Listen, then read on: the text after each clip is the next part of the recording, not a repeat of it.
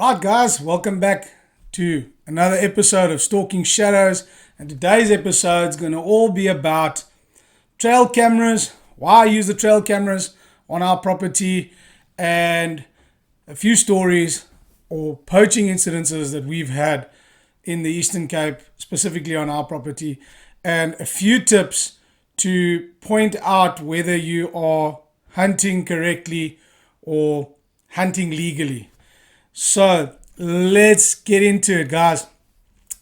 So I'm talking about the trail cameras, and here in the Eastern Cape in South Africa, where I actually specifically say, we have very, very poor mobile coverage. So you'll see in the cameras, I've got a camera behind me.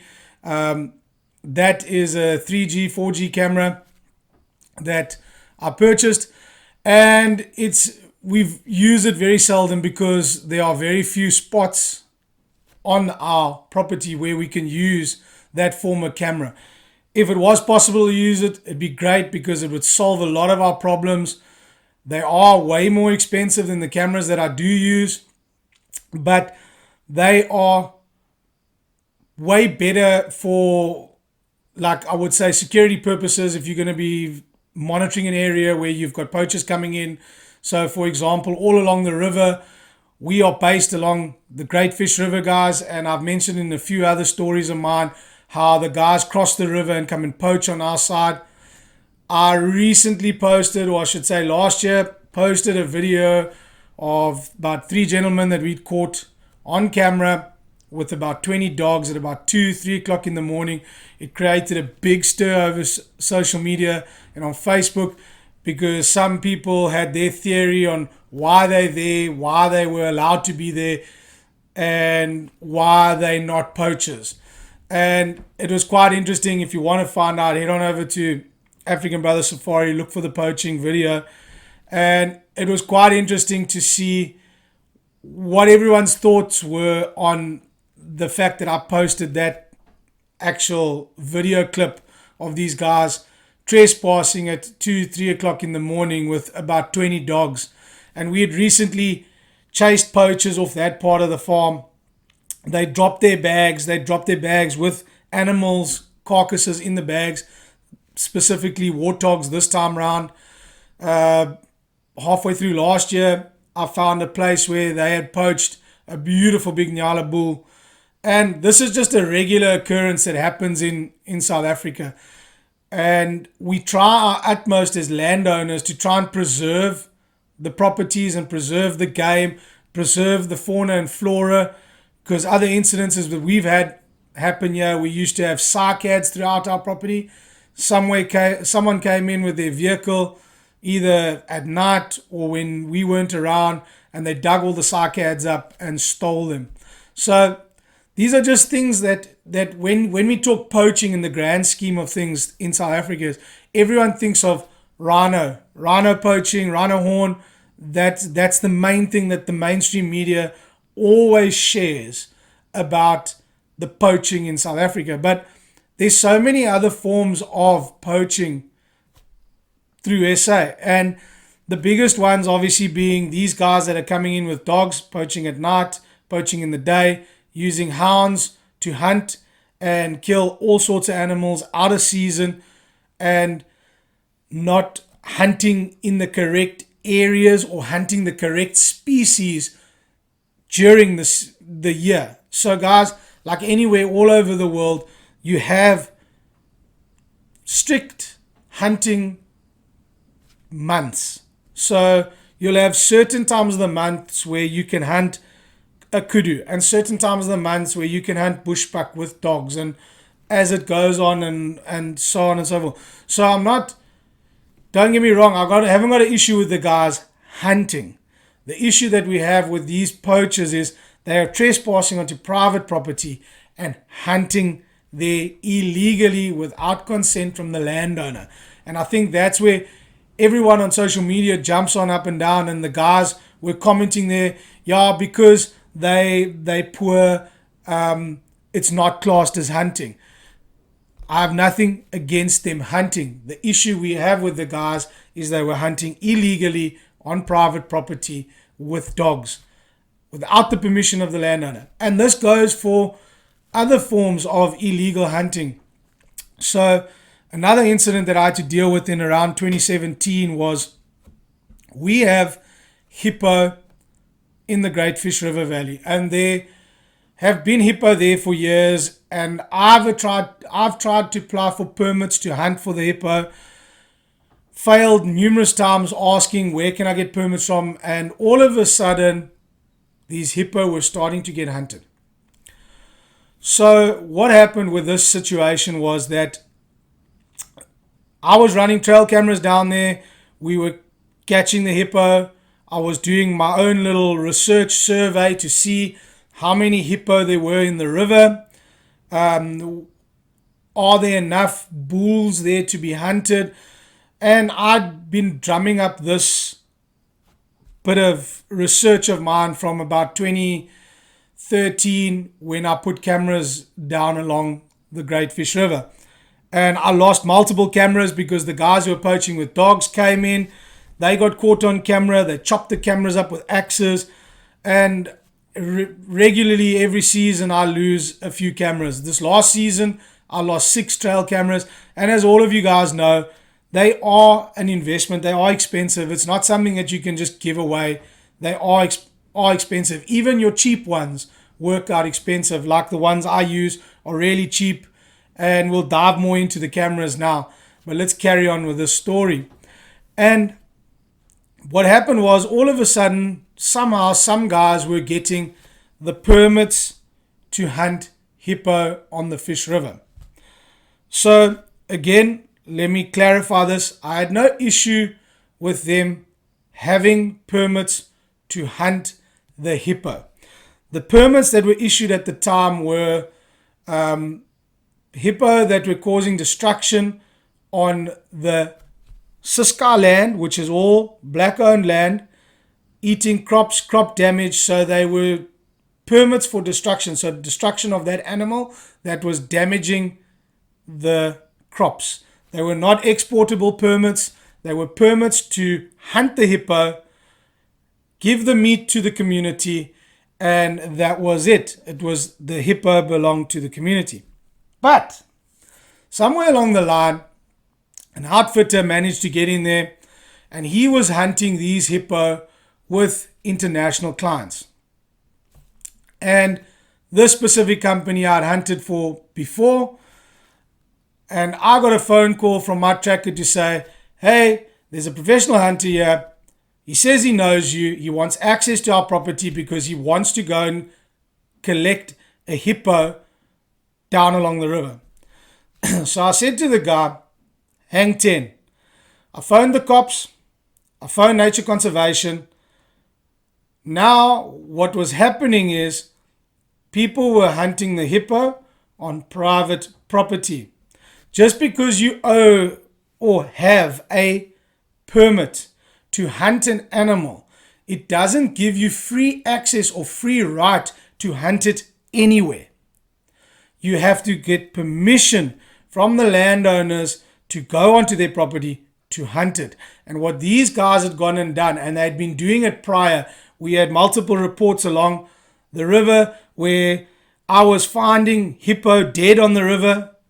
Obviously, they're shooting them in moving water, which in my opinion isn't professional at all, because when you shoot a hippo and it sinks, it takes 2 to 4 hours before it floats up again where the gases build up. It varies on the temperature of the water. So if your water is warmer, then it floats quicker. If your water is colder, it stays underwater, it stays submerged longer. And because they were shooting these hippo in the river, they were washing downriver and washing up on people's properties. And by the time anyone knew where they were, it was just a smell, the thing had rotted. And these hippos were not being hunted ethically or professionally in any manner.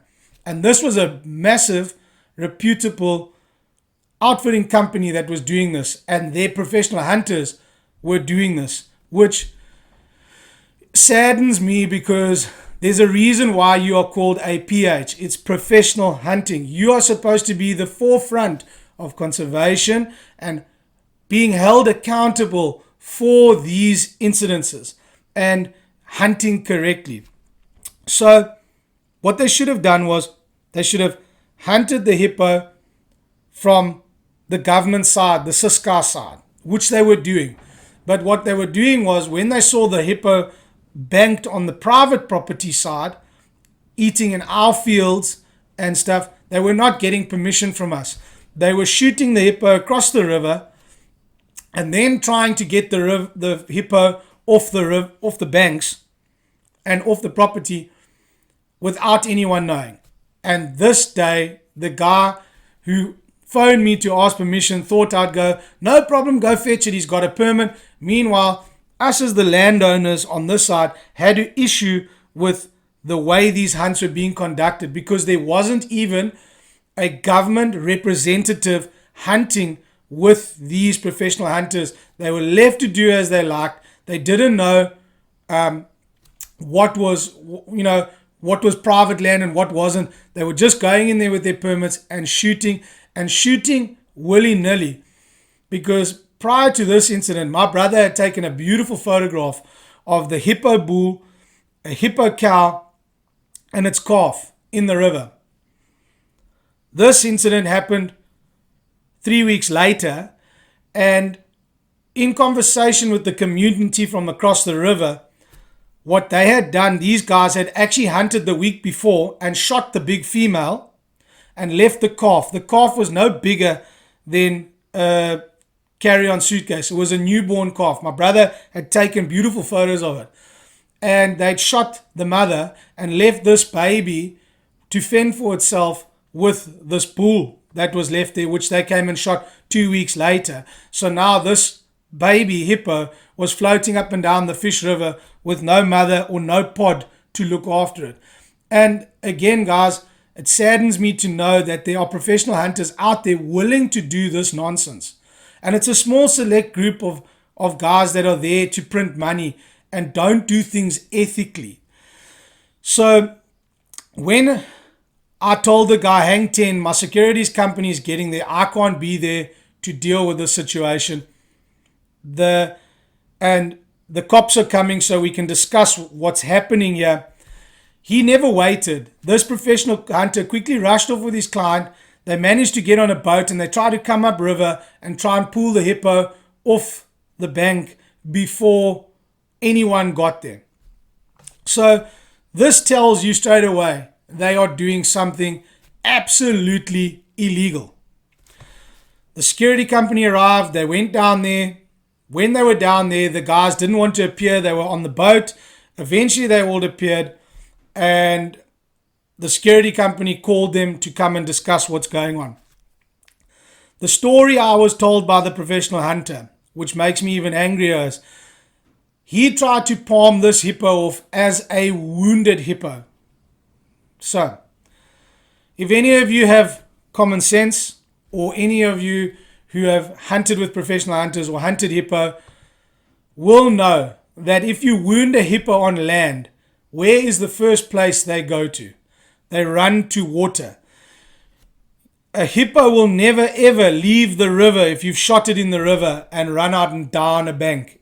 I've never, in my hunting career, have never ever experienced that. And any other professional hunters out there who watch this, drop it in the comments. Let me know if you've experienced anything like that. And under investigation of this hippo, the hippo had been shot pin perfectly between the eyes, brain shot, as we ask our clients to do. And that hippo was stone dead where he was lying. So it had only one bullet hole in it between the eyes. It had been shot on private property without consent. And it was more than 100 meters above the high water mark along the river. So guys, that just points out to you what they had done was extremely, extremely illegal. So at the time, I couldn't come out and come and deal with the situation. So I was trying to get my old man to deal with it. But unfortunately, he had just come out of hospital. So to paint you all in the picture of the steps that we were allowed to take after this situation had happened, and the steps we chose to take to keep the peace. That's kind of the best way to explain it. So these hippo were being hunted, the meat was being left for the community. Because the hippo had been hunted on private property, as the landowners, we were allowed to confiscate that trophy from the outfitter and the client together. We were in our right to have the professional hunter arrested and the client arrested on the spot because they had hunted illegally. But the thing that we chose to do, because now we're in a very tricky situation. You got 80 odd people standing on the banks on the opposite side of the community wanting this meat, and we are not allowing them to come and take the meat because of the outfitter's illegal way of hunting this. If the guy had approached us and said, I've got permits, can we hunt it there? The meat has to go to the community, and communicated with the landowners on this side of the bank, different story altogether if people are approachable. But the problem is this outfitter thought he could do as he pleased and created a massive situation which wasn't necessary for the industry. So with this, the guys, we allowed the community to come and take the meat because obviously we are neighbors. We don't want to create issues with the community, especially when the meat is supposed to go, been designated to them. And we allowed them to skin the animal off. The catch with now, we were thinking of confiscating the trophy for the client. I had the outfitter contact me, threaten me on the telephone, said he's going to come and do all sorts of strange crap on my doorstep. He threatened to sue us, and we were all ready and prepared for the situation. But this is where the catch comes in. The case would have been opened against the professional hunter. The vehicle, the firearms, the everything would have been confiscated from the professional hunter. I knew the professional hunter. He worked for the company. So at the end of the day, the vehicle didn't belong to him. It belonged to the company.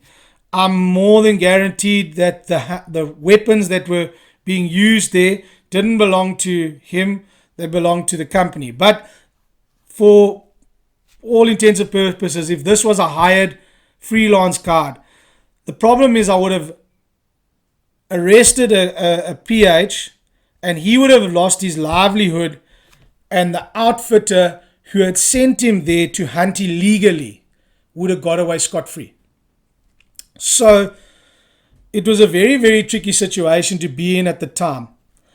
But as I said, they had done this multiple times. They had shot a hippo previously on my neighbor's property, went in there without permission, doing the same thing, conning the staff to let them in. And the staff, because we allow hunters to come onto our properties, the guys on our property get used to who the PHs are and what outfitting companies are. So when it's a hunter, they assume that, okay, the boss hasn't let me know because the signal's a bit bad here, but this oak's allowed to come in and hunt.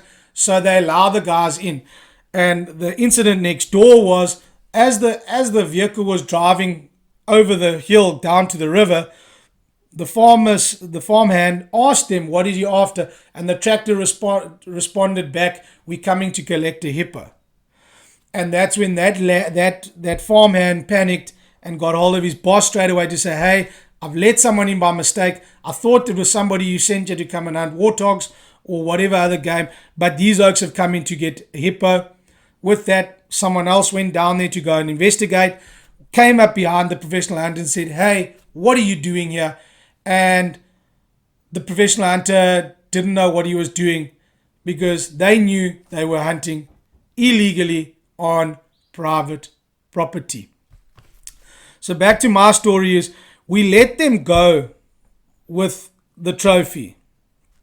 And the reason why we did that was because obviously we didn't want to create any more drama for ourselves and for the locals coming to fetch their meat. So we gave them the hippo and we let them leave with the trophy. under strict warning of that. We know the crap that you guys are up to. The next time we catch you down here, there aren't going to be any, sorry sir, we made a mistake. It will be legal. We are going to court. The landowners all agreed on our side of the river that this is not on. If they had contacted us directly and asked permission, it would have been a no-brainer. We could have said yes, no, made an agreement and carried on with it. But the way they'd been hunting it was illegal. I had pods of 12 to 13 hippo. They have literally wiped out the hippo along our river.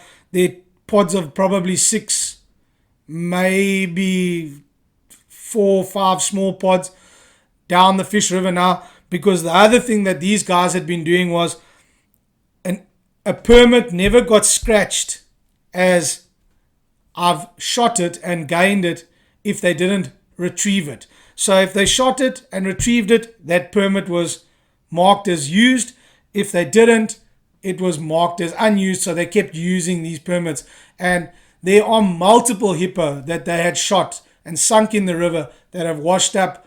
One more recently, end of last year, was hunted by a company. It actually almost washed out in the ocean. And they pulled it out on the slipway there. A young hippo bull. So this is some of the stuff that we have to deal with poaching wise, other than guys coming in to hunt on our property. It's dealing with unethical outfitters, unlaw abiding outfitters and professional hunters. And again, guys, it's a small part of these guys that are doing things illegally. So hence the reason in my podcast, I always say to anyone watching this, anyone booking hunts, ask the questions. You're entitled to know where you are hunting your animals, how you'll be hunting your animals, what are the properties, what are the rules, what are the regulations. Even go out the way to ask them to issue you the ordinance for South Africa for 2025. If they refuse to give them to you on what the ordinance is, you can actually Google it and find it on the internet. It's that simple. And you can be more educated on your trip out to South Africa and what are the seasons, what you can hunt between this month and this month. Because the hunting industry has got so large and it starts so early now because of private game ranches, game hunting ranches, that you are allowed to hunt from the 1st of January to the 31st of December throughout the year. But only in those high-fenced areas that are accredited with a CAE. Guys, there are a lot of farms throughout South Africa that have high fences that aren't registered with the government as a certified enclosure. So keep that in mind as well. And one quick way to figure it out is when you get that wonderful slip that you sign for your register, the professional hunters register. If you look at his page and he fills it out and he puts there that you have hunted all your animals on one farm, and you know yourself that you hunted on a neighboring property, a neighboring property, a neighboring property, and those landowners' names aren't on there and their CAEs aren't on there, or the time of the year that you hunted on the sheep farm was incorrect, you'll see straight away that you have an outfitter or a PH doing shady jobs. So keep that in mind. So let's get back to some of the trail cameras that I've used throughout my time here.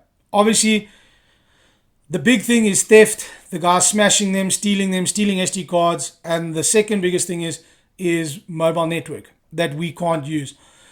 So originally, when I started out with trail cameras, guys, I bought the cheapest Tasco cameras that I could find when I visited the States in 2013 from Walmart. I ran those cameras right until 2024. They lasted me. I bought like 2 or 3 of them. Then I had some more sent out to me. Those cheap Tasco trail cameras worked brilliantly for the all-intensive purposes that I needed them for. They didn't give me the best quality photographs, but they worked right until the point that they died. When I buy a trail camera, guys, and I test it out, I stick it in the bush and it doesn't leave the bush. All I do is change batteries and change SD cards and move it around. It doesn't come back.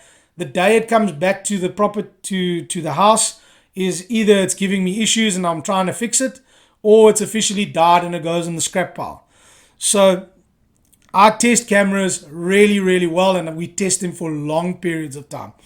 And you'll see on on YouTube itself, I've tested the Tasco cameras, the cheap Tasco cameras.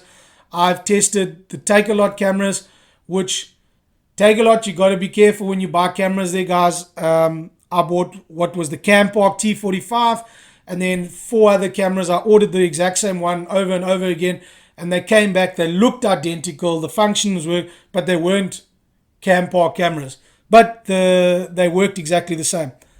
They have worked extremely well for me now in the last few years, and the quality is not bad. Their recording quality, the mic is terrible. You can't hear anything.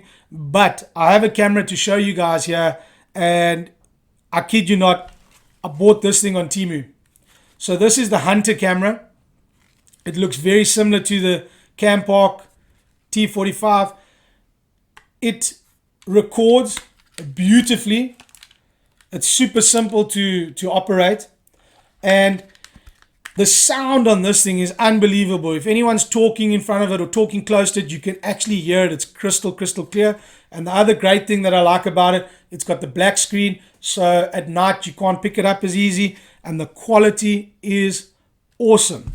Where the other cameras, the quality is not that great. The only thing that I've struggled with this now is I've had to download a program on my laptop to change the format of the video and images, because I can't transfer them onto my iPhone. So that's about it. Other than that, this thing has lasted.